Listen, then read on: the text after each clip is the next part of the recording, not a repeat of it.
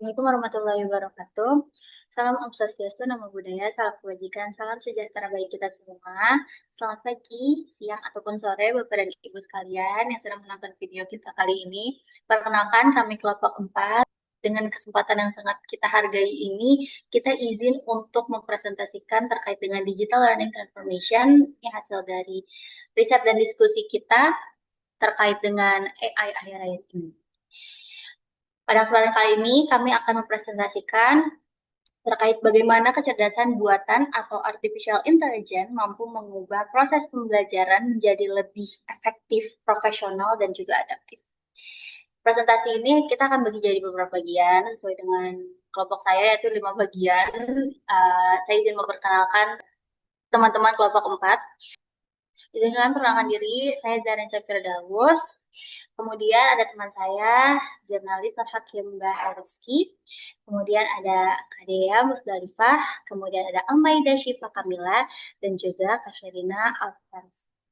Baik, tanpa berlama-lama, saya persilakan teman saya Almaida Syifa untuk melanjutkan, untuk memulai presentasi kita pada kali ini terkait dengan overview AI di dunia pendidikan. Silakan, Almaida. Baik, terima kasih sebelumnya. Oke, baik. Penjelasan selanjutnya mengenai overview AI. Sebelum membahas AI dalam pendidikan, kita perlu memahami terlebih dahulu apa yang dimaksud dengan artificial intelligence. Artificial intelligence atau AI ini adalah teknologi yang memungkinkan komputer atau mesin meniru kemampuan berpikir manusia. AI dapat mempelajari data, mengenali pola, mengambil keputusan, bahkan memberikan rekomendasi secara otomatis. Saat ini AI sudah banyak digunakan dalam kehidupan sehari-hari, misalnya pada aplikasi penerjemah bahasa, virtual assistant seperti Siri atau Google Assistant, sistem rekomendasi film, musik, hingga chatbot yang mampu menjawab pertanyaan pengguna. Dalam pengembangannya, AI terdiri dari beberapa teknologi utama, seperti machine learning, itu seperti kemampuan sistem untuk belajar dari data, kemudian juga ada natural language processing, yang memungkinkan komputer memahami bahasa Indonesia, serta computer vision yang memungkinkan AI mengenali gambar maupun objek. Dengan kemampuan tersebut, AI memiliki potensi besar untuk membantu berbagai sektor termasuk pendidikan karena mampu mengolah informasi dalam jumlah besar secara cepat dan memberikan layanan yang lebih profesional ke setiap pengguna. Untuk slide selanjutnya, di sini ada what is AI in education concept. Setelah memahami pengertian AI secara umum, selanjutnya kita masuk ke konsep AI dalam dunia pendidikan. AI dalam pendidikan merupakan penerapan teknologi kecerdasan buatan untuk membantu proses belajar mengajar agar menjadi lebih efektif, efisien, dan sesuai dengan kebutuhan masing-masing peserta didik. Salah satu keunggulan AI sendiri ini kemampuannya dalam memberikan personalized learning atau pembelajaran yang dipersonalisasi. Artinya, setiap siswa dapat memperoleh materi, latihan, maupun rekomendasi pembelajaran sesuai kemampuan dan perkembangan belajarnya. Selain itu, AI juga dapat membantu guru dalam berbagai pekerjaan administratif, seperti mengoreksi tugas, membuat soal, terus menganalisis hasil belajar siswa. Dengan demikian, guru memiliki lebih banyak waktu untuk berinteraksi secara langsung dengan peserta didik. AI juga mendukung pembelajaran yang lebih fleksibel melalui chatbot, pendidikan, tutor virtual, maupun sistem yang mampu memberikan umpan balik secara real-time kepada siswa. Jadi tujuan utama AI bukanlah menggantikan peran guru, melainkan menjadi alat bantu yang dapat meningkatkan kualitas proses pembelajaran. Untuk slide selanjutnya akan dijelaskan oleh rekan kami, yaitu Kak Dea. Silakan. Oke, selanjutnya yaitu mengenai pembahasan mengenai latar belakang dari pentingnya penerapan AI dalam bidang pendidikan. Nah, ada 3 faktor utama nih yang mendasari topik ini. Pertama, yaitu mengenai visi Indonesia Emas tahun 2045. Untuk menyongsong 1 abad kemerdekaan Indonesia, pendidikan memegang peranan kunci sebagai pilar fundamental. Kita perlu membangun sumber daya manusia yang unggul, berkarakter, dan memiliki daya saing global agar Indonesia mampu menjadi negara yang maju. Nah, yang kedua yaitu dinamika era revolusi industri 4.0. Laju perubahan teknologi yang pesat menuntut sistem pendidikan kita untuk cepat beradaptasi. pendidikan saat ini harus mampu membekali siswa dan guru dengan wawasan yang realistis, relevan, serta inklusif terkait teknologi. Untuk faktor ketiga, yaitu pentingnya kecerdasan AI. Nah, AI ini hadir sebagai alat yang sangat inovatif. Tak hanya membantu tugas sehari-hari, AI bahkan memiliki tingkat kecerdasan yang setara atau melebihi manusia dalam hal analisis. Indonesia sendiri tercatat sebagai salah satu penyumbang signifikan dalam penggunaan aplikasi AI secara global, sehingga hal ini menjadi momentum besar untuk kita memanfaatkan di dunia pendidikan. Nah, namun di balik besarnya potensi AI tersebut, tentu ada tantangan nyata yang harus kita selesaikan. Mari kita bahas di slide berikutnya. Nah, meskipun AI memiliki potensi luar biasa, terdapat 4 tantangan utama yang perlu kita atasi agar penerapannya di dunia pendidikan bisa berjalan optimal. Untuk tantangan pertama, yaitu kebutuhan reformasi pendidikan. Ada suatu urgensi yang mendesak untuk memperbarui cara belajar kita, yaitu dengan meningkatkan kapasitas berpikir kritis dan kreatif siswa, serta memastikan pendidik dan peserta didik sama-sama menguasai kompetensi digital tersebut. Yang kedua, yaitu beban administratif versus peran pendidik. Nah, saat ini guru masih sangat terbebani oleh tugas-tugas administratif yang sifatnya berulang. Tugas rutin seperti seharusnya bisa dialihkan ke sistem AI, agar guru bisa lebih fokus pada tugas utamanya, yaitu membentuk moral dan karakter peserta didik. Yang ketiga, yaitu risiko ketergantungan pada teknologi. Pemanfaatan AI ini yang hanya mengajar kepraktisan berisiko membuat kita terlena dan juga malas. Jangan sampai kemudahan AI ini justru mengikis kemampuan berpikir mandiri dan analisis dasar kita. Yang terakhir yaitu ancaman keamanan siber atau privacy. Algoritma AI ini bekerja menggunakan data yang sangat banyak. Hal ini berisiko membocorkan data pribadi yang sangat sensitif, seperti informasi keuangan, data kesehatan, hingga identitas pribadi siswa maupun guru. Nah, dari latar belakang dan tantangan ini, jelas bahwa penerapan AI ini butuh keseimbangan antara memanfaatkan peluang dan mengelola risikonya. Selanjutnya akan dibahas oleh rekan saya di next slide. Oke, terima kasih.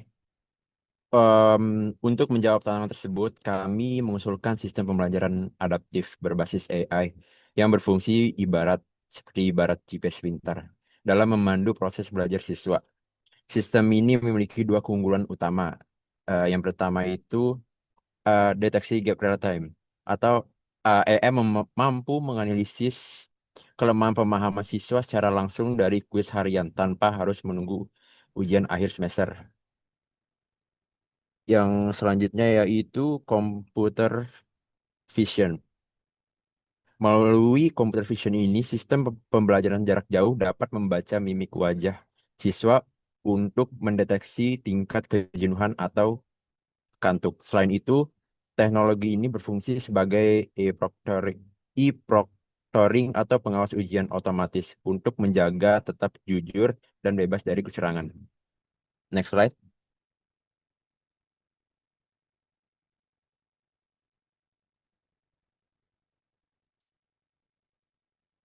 Oke, untuk menjawab tantangan tersebut, kami mengusulkan sistem permainan adaptif pada alur kerja sistem cerdas.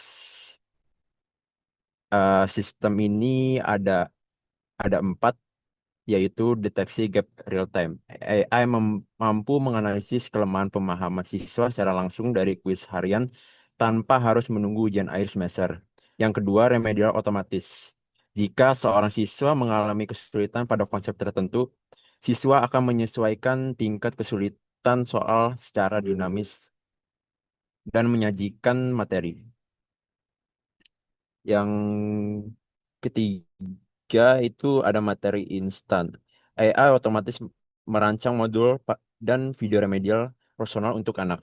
Dan terakhir itu laporan guru. Laporan atas analisis terkirim ke dashboard guru untuk pendampingan langsung. Next slide. Oke, selanjutnya akan dibahas oleh rekan saya. Oke, masuk ke work and efficiency and impact measurement. Di sini penerapan ekosistem AI memberikan dampak efisiensi kerja dalam sistem pendidikan, antara lain ada 2, yaitu time efficiency dan accuracy and retention rate. Time efficiency ini mengurangi waktu koreksi esai, dan memberikan feedback secara otomatis, mengoptimalisasi guru dalam membagi fokus tugas, dan hasil efisiensi waktu dalam pengoreksian. Ternyata hasil efektivitas itu mencapai 70-80% pengurangan waktu grading melalui automated scoring. Kemudian ada accuracy dan retention rate, itu sistem prediksi AI mampu mengidentifikasi mahasiswa beresiko tinggi dengan akurasi hingga 90% dalam 12 minggu pertama. AI dan personalized learning dapat meningkatkan passing rates dalam prerequisite courses hingga 18-30%, terutama untuk first generation and at-risk student. Selanjutnya di sini ada proven success-nya. Ini adalah hasil-hasil hasil implementasi AI in global institution. Yang pertama itu ada di Ivy Tech Community College. Ini dia menggunakan predictive machine learning analytic untuk mengidentifikasi mahasiswa yang beresiko mengalami kesulitan belajar. Nah, ternyata hasilnya 90% mahasiswa yang teridentifikasi sebagai at-risk student berhasil meningkatkan nilai mereka menjadi C atau lebih tinggi, sekaligus menurunkan angka kegagalan dalam satu semester. Selanjutnya juga ada contoh dari Georgia Institute of Tech. Mereka ternyata memanfaatkan chatbot berbasis NLP bernama Jill Watson yang dikembangkan menggunakan teknologi ChatGPT. Chatbot ini mampu menjawab pertanyaan mahasiswa secara otomatis dan konsisten. Penelitian menunjukkan adanya peningkatan presensi serta peningkatan nilai akademik mahasiswa sekitar 7-8%. Terakhir ada contoh dari Arizona State University. Mereka menerapkan sistem pembelajaran adaptif melalui ALEX. Sistem ini menyesuaikan materi dengan kemampuan masing-masing mahasiswa sehingga menghasilkan peningkatan yang signifikan pada tingkat lulusan mata kuliah. Dari ketiga contoh tersebut dapat disimpulkan bahwa AI bukan hanya membantu proses belajar, tetapi lebih praktis, tetap memberi dampak nyata terhadap prestasi akademik mahasiswa. Di sini ada quantifying educational transformation. Ini pengukuran dilakukan berdasarkan evaluasi kinerja sistem sebagai agen rasional. Nah, yang pertama ini adalah metrik efektivitas. Di berbagai penelitian menunjukkan bahwa penggunaan pembelajaran adaptif mampu meningkatkan nilai post-test sekitar 15-35% menggunakan adaptive instruction. Karena materi yang diberikan lebih sesuai dengan kemampuan masing-masing peserta didik. Nah, yang kedua itu adalah metrik kepuasan. AI juga ternyata memberi dampak positif. Mahasiswa dapat memperoleh feedback secara lebih cepat tanpa harus menunggu dosen untuk waktu yang lama gitu. Untuk kayak terlalu lama nunggu jawaban dosen, ternyata bisa juga pakai AI. Hal ini membuat proses belajar menjadi lebih nyaman, mengurangi kecemasan, dan meningkatkan motivasi belajar tentunya. Artinya, keberhasilan AI tidak hanya terlihat dari peningkatan nilai akademik, tetapi juga dari pengalaman belajar dan yang menjadi lebih efektif dan lebih menyenangkan. Selanjutnya, untuk kesimpulan akan dilanjut oleh Kak Sherina. Oke, selanjutnya ada conclusion and future, transformasi dan tantangan. Nah, potensi besar AI untuk pendidikan. Yang pertama itu AI menawarkan personalisasi belajar massal melalui sistem yang adaptif. Nah, tutor virtual dan analisis prediktif berbasis machine learning. Kemudian yang kedua ada efisiensi waktu signifikan. Ini pengurangan waktu grading hingga 70-80% serta peningkatan passing rate 18-30% pada mahasiswa yang beresiko. Yang terakhir ada visi Indonesia Emas 2045 dan tuntutan revolusi industri 4.0 semakin memperkuat urgensi adopsi AI di sektor pendidikan. Adapun tantangan yang harus diwaspadai, yang pertama, risiko algorithmic bias dan pelanggaran privasi data.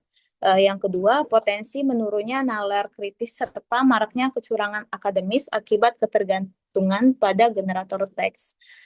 Yang ketiga, ancaman ketergantungan teknologi yang membuat pendidik dan siswa terlena. Yang terakhir, adanya perlu pengawasan etis human center sesuai rekomendasi UNESCO. Selanjutnya, implementasi yang tepat terbukti berhasil Ivy Tech Community College. Di sini ada 3.000 siswa terselamatkan dari kegagalan. Kemudian yang kedua, Georgia Tech. Georgia Tech ini akurasi chatbot hingga 97% dengan peningkatan teaching presence. Kemudian ada Arizona State University. Di sini ada peningkatan course pass rate signifikan melalui adaptive learning. Adapun strategi implementasi AI yang bijak dan berkelanjutan.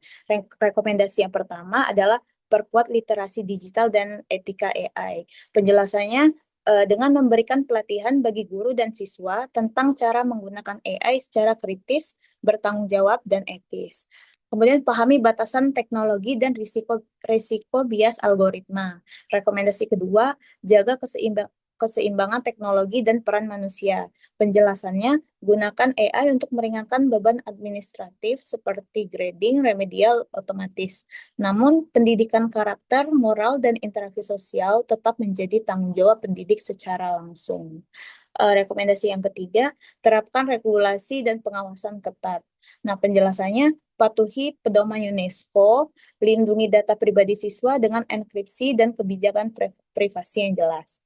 Lakukan audit algoritma secara berkala untuk mencegah bias tersebut. Rekomendasi keempat, fokus pada pembelajaran adaptif yang inklusif. Penjelasannya, prioritaskan pengembangan sistem AI yang mampu menjangkau semua siswa, termasuk kelompok first generation dan at risk, dengan konten yang disesuaikan dan aksesibilitas yang merata. Rekomendasi yang terakhir, ada evaluasi dan ukur dampak secara berkelanjutan. Penjelasannya, lakukan pemantauan rutin terhadap efektivitas AI, seperti peningkatan retention rate dan passing rate, serta kesejahteraan psikologi siswa agar teknologi tetap menjadi solusi, bukan sumber masalah baru. Baik, terima kasih Kak Sherina untuk conclusion-nya. Baik, terima kasih Bapak Ibu dosen yang telah memberikan waktunya dan perhatiannya untuk menyaksikan presentasi kita pada tugas kali ini. Terima kasih banyak atas waktu dan perhatiannya. Mohon maaf jika ada salah-salah kata dan juga salah perkataan. Terima kasih banyak. Selamat malam, pagi, siang, sore. Terima kasih. Terima kasih.